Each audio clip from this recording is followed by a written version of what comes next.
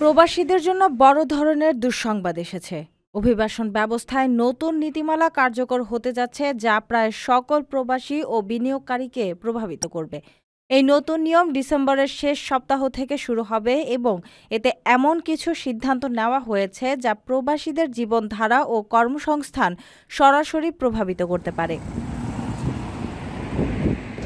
কুয়েতের নতুন নিয়ম অনুযায়ী ইকামার মেয়াদ পাসপোর্টের উপর নির্ভর করবে না। সাধারণ আবাসিক ইকামার মেয়াদ সর্বোচ্চ ৫ বছর নির্ধারণ করা হয়েছে।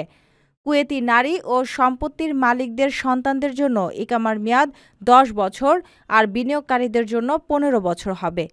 ইকামা নবায়ন ফি দ্বিগুণ করা হয়েছে। সরকারি ও বেসরকারি কর্মী, ছাত্র ও ধর্মযাজকরা বছরে ২০ দিনার, বিনিয়োগকারীরা ৫০ দিনার এবং স্পন্সর ইকামার জন্য ৫০০ দিনার ফি প্রদান করবেন।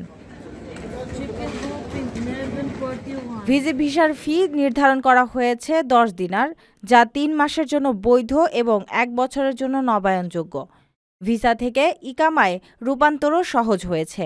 স্পন্সরের জন্য মাসিক আয় কমপক্ষে ৮০০ দিনার বাধ্যতামূলক হলেও কিছু পেশায় ছাড় রয়েছে। নির্ভরশীলদের ফি বৃদ্ধি, গৃহকর্মী নিয়োগ ও নবায়ন ফি নির্ধারণ এবং নির্বাসন সংক্রান্ত কঠোর নিয়মও নতুন নীতিমালায় অন্তর্ভুক্ত হয়েছে।